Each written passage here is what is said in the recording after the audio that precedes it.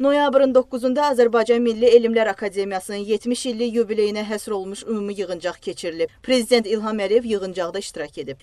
Azərbaycan Respublikasının Prezidenti Cənab İlham Əliyev.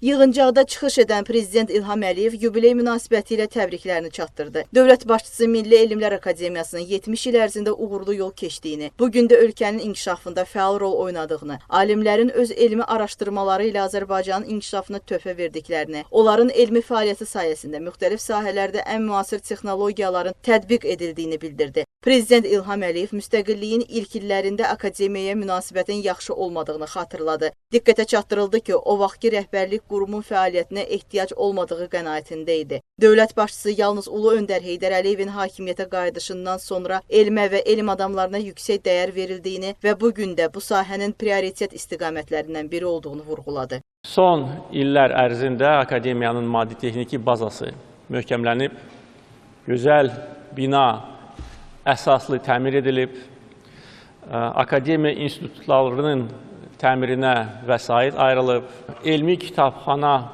kompleksi yaradılıb, Şamaxı Astrofizika Rəsədxanası əsaslı təmir edilib, Milli Ensiklopediya üçün gözəl bina tikilibdir.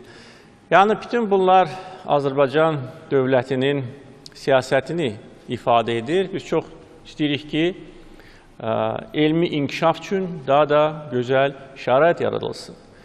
Bununla bərabər, elmin inkişafı üzrə milli strategiya və dövlət proqramı artıq 5-6 ildir ki, qəbul edilib və icra edilir və elmin inkişaf fondunun yaradılması da hesab edirəm ki, bu istiqamətdə atılan çox önəmli addımdır. Çünki bu fond imkan verir ki, həm gənc alimlərə qrantlar verilsin, elmi araşdırmalar aparılsın və ümumiyyətcə bu, əlbəttə ki, elmin inkişafına müsbət təsir göstərir. Ölkənin tərəqqisində alimlərimizin rolundan danışan Prezident İlham Əliyev yeni təhlükələr və təhdidlərin mövcud olduğu dünyada hər bir ölkənin öz daxili resurslarına arxalanmasının vacibliyini qeyd etdi. Bildirdi ki, dünyada sabitlik, sülh, əmin-amanlıq adası olan Azərbaycan da son illər ərzində neft-qaz amilindən asılılığı azaltmağa çalışır və buna nail olur. Əminəm ki, gələcək illərdə də ölkəmizin iqtisadi inkişafı davam edəcək deyən dövlət başçısı, növbəti illərdə də iqtisadi inkişafı dayanıqlı etmək istiqamətində çalışacağımızı, heç kəsdən asılı olmamaq üçün öz daxili resurslarımızdan istifadə edəcəyimizi vurğuladı. Prezident İlham Əliyev dünyadakı yeni vəziyyətlə əlaqədar alimləri öz dəyərli təkliflərini verməyə çağırdı. Dövlət başçısı demoqrafik inkişaf əsas götürülərək alimlərimizin indidən yeni strategiya üzərində işləmələrinin zərurliyini qeyd etdi. Qeyri-neft sənayesinin inkişafı, ərzaq təhlükəsizliyi ilə bağlı alimləri fəallığa çağırdı. Sənaye və kənd təsərrüfatı sahələri bizim gələcək inkişafımızı təmin edəcək deyən Prezident İlham Əliyev bildirdi ki,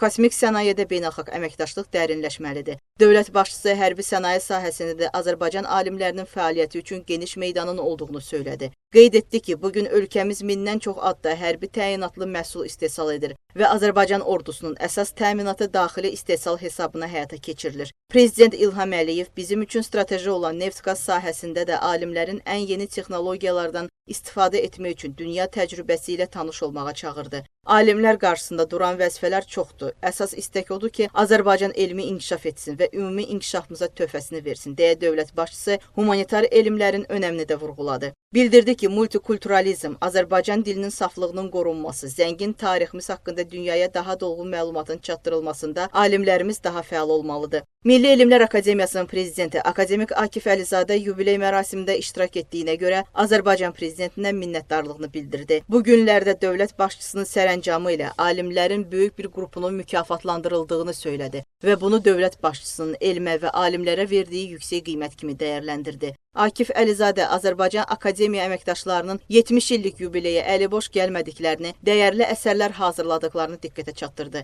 Akademiyanın prezidenti bir daha elmə və elm adamlarına göstərilən diqqət və qayğıya görə alimlər adından Prezident İlham Əliyevə təşəkkürünü bildirdi. Nobel mükafatı laureatı professor George Fitzgerald Smoot, Milli Elmlər Akademiyasının zəngin tarixi, Azərbaycan alimlərinin müxtəlif sahələrdə, o cümlədən fizika, biofizika, kosmik sənaye sahələrində əldə etdikləri nailiyyətlərdən məlumatlı olduğunu qeyd etdi. Azərbaycanlı alimlərlə əməkdaşlıqda maraqlı olduğunu söylədi. Dubna Nüvə Tədqiqatları İnstitutunun direktoru akademik Viktor Matveyev rəhbərlik etdiyi institutun təbrik məktubunu oxudu. Azərbaycan öz alimləri ilə fəxr etməlidir, deyən Viktor Matveyev Azərbaycan alimləri ilə əlaqələrdən, layihələrdən danışdı. Elmə göstərilən diqqətə görə Azərbaycan prezidenti İlham Əliyevə minnətdarlığını bildirdi.